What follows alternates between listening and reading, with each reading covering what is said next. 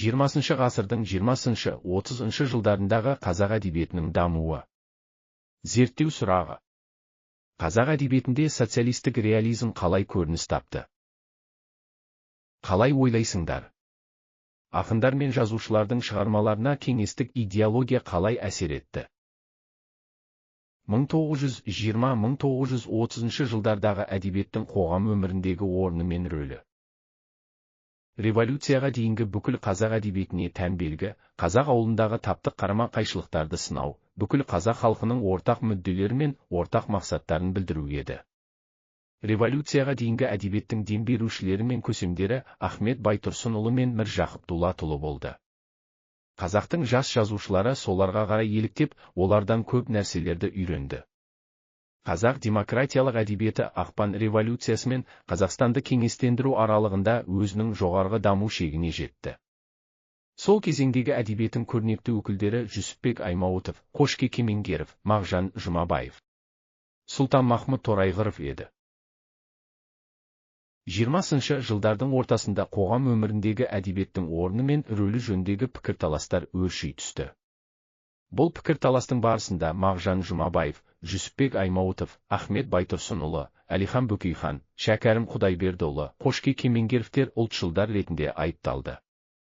20 жылдардағы әдеби қызметі кейін оларды кеңес өкіметіне қарсы қастандық жасаушылар ретінде айыптап, қуғын-сүргінге ұшыратуға сылтау еді. 1920-1930 жылдары қазақ әдебиетінің дамуы күрделі және қарама-қайшылықта болды. Басқа салалардағы сияқты мұнда да үлкен өзгерістер мен әртүрлі үдерістер байқалды. Бір жағынан, ғасырлар бойы қалыптасқан әдебиет дәстүріне және өз халқына риясыз қызмет етуді парыз санаған дарынды тұлғалар бар еді.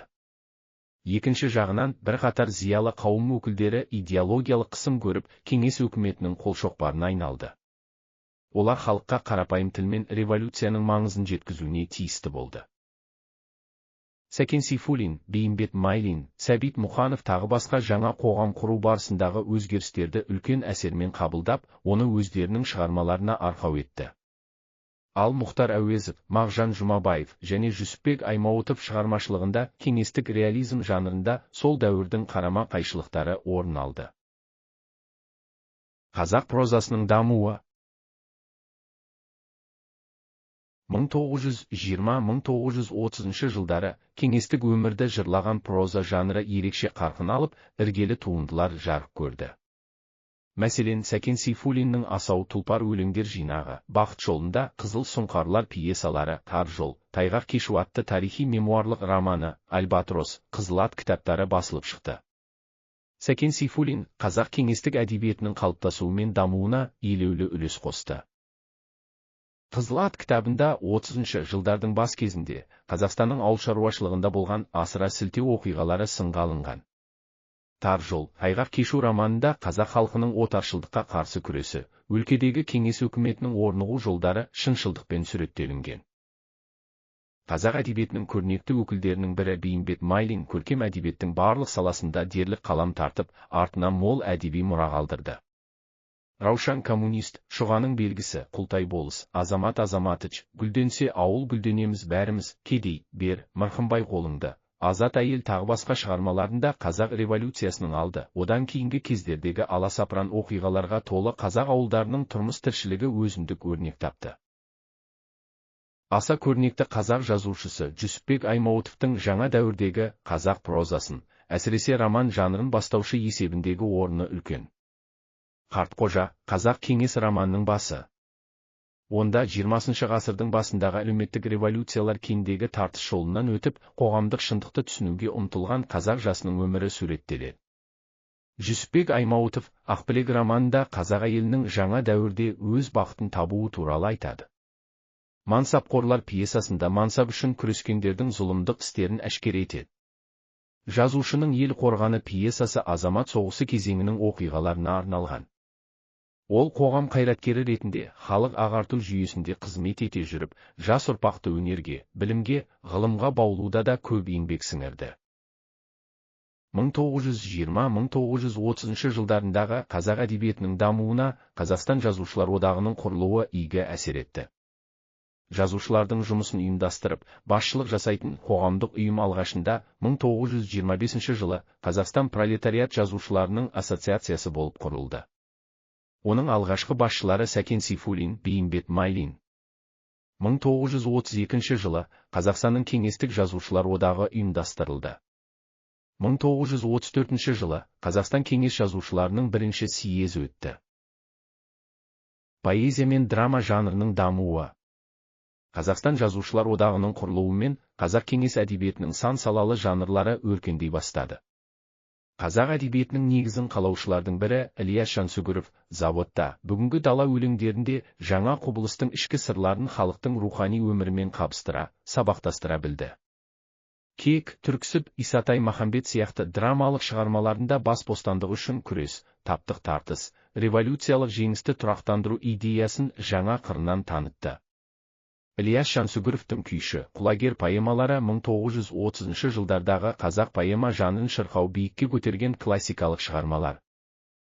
Ақын дала, күй тағы басқа поэмалары арқылы 30 жылдардағы қазақ поэзиясына жаңа үлгі әкелді. Мағжан Жұмабаев 1919-1923 жылдары әйгілі поэмасы Батыр Баянды жазып, жарыққа шығарды. Міржақып Дулатұлы осы кезеңде Балқия атты 4 перделі пьесасын жазды. Мұхтар Әуезов 1926 жылы жаз айында Семейге арнайы ғылыми экспедиция ұйымдастырды. Жинаған материалдары негізінде жазылған әдебиет тарихы монографиясы 1927 жылы кітап болып шығады. Осы жылдары Мұхтар Әуезов Қараш-Қараш оқиғасы повесін, Қилы заман романын, Хан Кене пьесасын жазды. Сәбит Мұқанов 1920-1930 жылдары бірнеше өлеңдермен бірге Жетім қыз, Балбөпе, Батырақ, Октябрьдің өткелдері, Қанды көл, Жүйткі, Қара айғырым дейтін поэмалармен Сұлу шаш, Адасқандар, Жұмбақ жалау романдарын жариялады. Сәбит Дөнентаев Екібастұз, Ерікті Айша, қазақ тіліне, Көркемтай және тағы басқа өлеңдер мен әңгімелер жазып, Крыловтың, Тоқайдың, шығыс классиктерінің бірсыпыра өлеңдерін қазақшаға аударды. Ғабит Мүсірепов 1927 жылы тұңғыш шығармасы Тулаған толқында атты повесін жазды. Иса Байзақовтың Құралай сұлу, Қойшының ертегісі, Неге Алатау шаттанды поэмалары жарық көрді. Мәриям Хакімжанованың тұңғыш өлеңі Жинат-Делге 1929 жылы Әйелдер теңдігі журналында жарияланды. Қазақ әдебиетінде 20 ғасырдың басында әлеуметтік қоғамдық факторлардың ықпалымен ұлттық өнердің тарихи дамуының заңды жемісі ретінде драматургия жанры қалыптасты. Алғашқы драматургтер эпостық материалдарды арқау етіп алды. Шаниннің Арқалық батыр, Қозы көрпеш баян сұлу пьесалары қазақ әдебиетінің ең алғашқы драмалық туындылар. Фольклорға сүйеніп жасалған Мұхтар Әуезов, Ғабит Мүсірепов шығармалары бұл жанрға жаңаша көзқарас енгізді. Мұхтар Әуезовтің Еңлік кебек, Қарақпышақ қобыланды, Айман шолпан, Ғабит Мүсіреповтің Қозы көрпеш баян сұлу, Қыз жібек пьесалары эпостық дәстүрлер мен әлемдік драматургия үлгісін шебер ұштастырылған туындылар. Қазақ драматургтері социалистік реализм әдісін меңгеру жолындағы ізденістерін жаңа тақырыптар, Қазан революциясы тудырған әлеуметтік өзгерістерді, халық санасындағы айрықша құбылыстарды бейнелеумен байланыстырды. Бұл жаңалық Сәкен Сейфуллиннің революционер бейнесін жасаған Қызыл сұңқарлар драмасынан басталды.